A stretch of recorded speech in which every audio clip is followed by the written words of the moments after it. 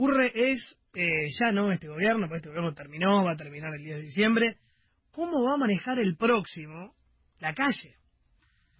Tengo en línea a Leandro Santoro, legislador porteño, politólogo, hombre que forma parte del Frente de Todos. Leandro, ¿cómo te va? ¿Qué tal, Johnny? Buenas tardes. ¿Vas a ser ministro? Opa. No creo. Opa. Ah, yo quiero que lo... Por mí, si fuese por mí me gustaría quedarme en la ciudad. Como legislador. Sí, y Alberto necesita que esté en algún lugar, obviamente, como siempre se suele decir en estos casos, al presidente no se le puede decir que no. Claro. Pero no se habló nada todavía, y todos esos rumores que han corrido, los WhatsApp con los cargos, que este de acá, eso te puedo asegurar que es toda mentira. El famoso WhatsApp, ¿no? El famoso WhatsApp, claro. El famoso WhatsApp. Cuando me llegó el domingo se lo pasé a él y se rió, así que... Escuchame, yo quiero que a los politólogos les vaya bien. Yo quiero politólogos en el gabinete, viejo. Yo también, eso somos bien corporativos los dos. Somos pocos. Es más, soy tan corporativo que hasta me abstuve de criticarla a Laura Alonso cuando la puse en la oficina. que no es abogada y fue directora. Que no es abogada, pero es copolitóloga, entonces el título habilita para todo. Claro. Bueno, escúchame, ¿te preocupa la calle convulsionada, movida? Sí, pero me preocupa más no la ocupación de la calle en términos de los movimientos sociales o de las protestas sociales organizadas, sino me preocupa lo que vimos en Chile. Me preocupa que los sectores intermedios de la sociedad, que no tienen representación política orgánica, que no tienen contención de los movimientos sociales y que no están cubiertos por los convenios colectivos o por organizaciones sindicales, no aguanten la presión de la crisis y tanta presión económica en los últimos 4 años y pase algo parecido a lo de Chile. Lo tengo como algo a monitorear, ¿no? Sí, pero no lo digo solamente por nosotros, lo digo y cuidado un poco lo que ocurrió en Chile, que esos sectores sociales que son los que trabajan de la changa, en el trabajo informal, los que no están cubiertos con la protección social, y cada vez que hay un desplazamiento del tipo de cambio y un aumento del precio de los alimentos, la ven mal de verdad. Bueno, creo que lo tenemos que ver en todo el continente porque es el sujeto social. Pero pará, a ver si entiendo tu razonamiento. Vos decís, la clase baja está contenida por los movimientos sociales. Los asalariados en blanco tienen a la CGT, a los sindicatos. Vos decís que hay una clase media baja, ponele, que no tiene representación y por lo tanto no tiene contención social y tenés miedo que se pudra.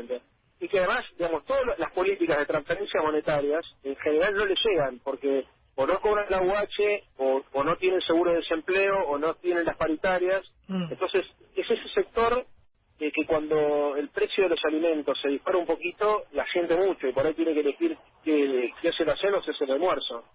Es ese sector, digamos, que obviamente que trabaja muchas horas y sigue siendo pobre. ¿Sabes que ese sector le iba bien, a Macri le iba bien con ese sector y ahora lo ganó Massa electoralmente? Sí, exactamente. Ese es el sector que... Ahí Massa tiene muchos votos, sí, exactamente. ¿Y ahí cómo van a hacer? La inseguridad. ¿Cómo van a hacer para trabajar con eso? Y lo primero es recuperar la economía, obviamente. Primero hay que terminar con el espiral inflacionaria esta, porque cada vez que suben los precios, alimentos, medicamentos y vestimenta, donde más se siente. Hay mucha gente además que no puede pagar, tiene que elegir entre pagar el alquiler o pagar las expensas. Los que viven de una recaudación diaria... tiene, no sé, fleteros, tacheros, toda esta gente que estabas contando recién vos que está haciendo esta protesta, vive con la soga al cuello. Necesitamos estabilizar la economía y recuperar el sendero del crecimiento para empezar a distribuir. Eso cuando Alberto habla de recuperar el mercado interno, pensamos en eso. ¿Pero cómo? Porque todo el mundo dice, bueno, van a emitir, y si emiten hay riesgo de espiral inflacionaria de vuelta. Claro. Bueno, acá hay un factor que es clave, que es contener el dólar. Está claro que la renegociación de la deuda externa es clave para volver a normalizar, digamos, el flujo de divisas. Y el flujo de divisas es lo que determina muchas veces la presión sobre la inflación. Es uno de los factores más importantes. Hay que desdolarizar tarifas, eso Alberto ya lo ha dicho. Hoy recién estaba subiendo el auto y una persona me paró en la bici diciéndole que no da para más con el tema de los servicios públicos, o sea, angustiado, no es que me lo decía como consigna política. Terminaron las elecciones, ¿viste? Y la gente que vive en un salario y está en esta situación, viste que hay mucha gente que labura en la calle, la está pasando mal de verdad.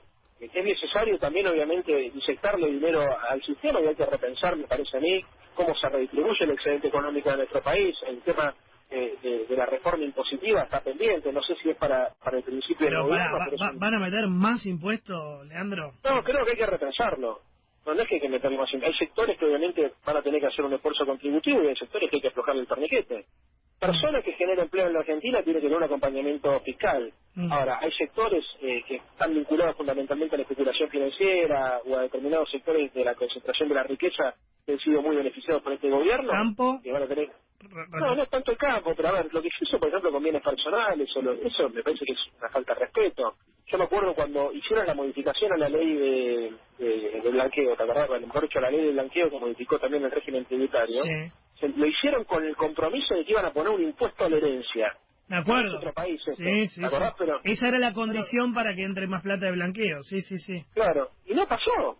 Sí. Entonces, yo no me quiero meter en un tema que no es el mío, pero está claro que cuando hablamos de la ética de la solidaridad, esta ética de la solidaridad tiene que repartir las cargas del esfuerzo y también la de los beneficios. Pero, por ejemplo, ¿bienes personales vos lo subirías un poco más? Yo no estoy hablando en representación del equipo económico.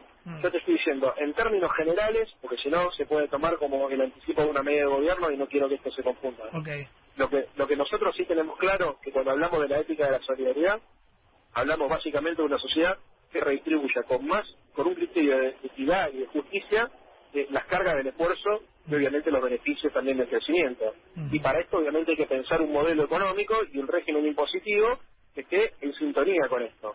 Seguirá viendo, ¿no? La idea no es ponerle más impuesto a la gente, la idea es incentivar algunas conductas y desincentivar otras con un criterio productivista, no con un criterio de especulación financiera, que es lo que utiliza Macri. Bueno, te hago una pregunta política, pero no es para que se peleen Alberto y Cristina, porque yo ya te escuché que los medios estábamos buscando que se peleen. No, es una pregunta... hablo de los medios. Bueno, que algunos periodistas. Pregunta política. ¿Cómo va a ser el equilibrio de poder entre gobernadores, intendentes, la CGT, la Cámpora, los movimientos sociales, el radicalismo? Es muy amplio el frente de todos. Sí. Bueno, Alberto ya alguna definición dio. Por empezar, la idea es que todos los sectores tengan representación en el gobierno. Cuando él dice, esto es un espacio plural y cada uno de los sectores que integran este frente tiene que tener representación política adentro, es un primer reconocimiento. En segundo lugar, te voy a decir algo que sí lo hablé con él en profundidad, que es la idea de institucionalizar el frente de todos y avanzar hacia un sistema como el que tiene el Frente Amplio Uruguayo, donde haya una suerte de renovación del peronismo, que eso es una de las cosas que le compete a los compañeros que están afiliados al PJ, y además una articulación entre el peronismo y los partidos políticos que integran el frente, a los efectos de poder construir algo parecido a un sistema diferentista con cierto grado de organicidad. Cosa que está pendiente, porque viste que en general estos frentes electorales son solamente esos frentes electorales. Sí, pero duran lo que dura la elección, básicamente. Claro, y lo que le pasó al radicalismo en Cambiemos, o sea que decían, bueno, por ahí el presidente nos atiende eventualmente, pero no hay un lugar para discutir, no hay un lugar para institucionalizar política. Yo lo charlaba con Alberto y me decía, nosotros deberíamos mirar cómo funciona el Frente Amplio Uruguayo, porque además de lo que hay que hacer con el PJ, hay que construir un espacio orgánico de este proyecto, que inclusive pueda tener una agenda propia distinta a la que tiene el gobierno. Esto cuando Alberto se juntó la vez pasada con los pibes del Nacional Buenos Aires, se lo dijo, que si ustedes se sienten parte de este proyecto político y ven que yo desvío el camino, alcen la voz. Y si ven que no les doy bola, se movilicen.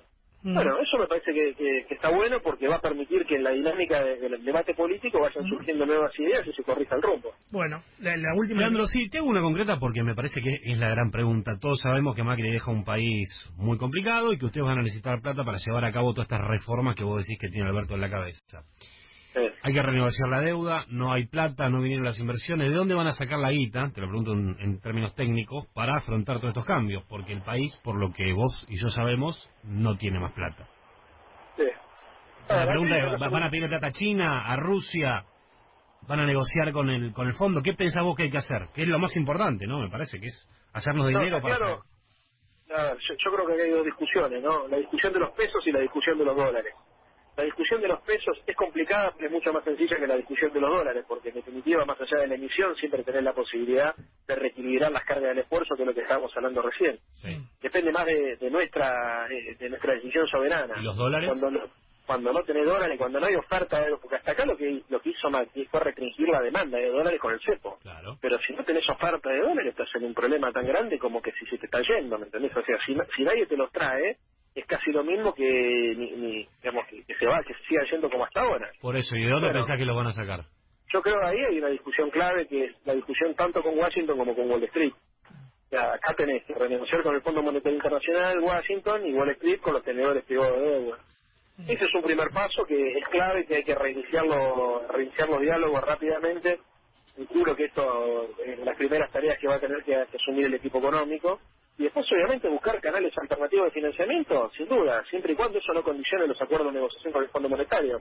Pero acá hay algo que va a tener que entender el periodismo, que la diplomacia y mucho más en este tipo de cosas requiere discreción.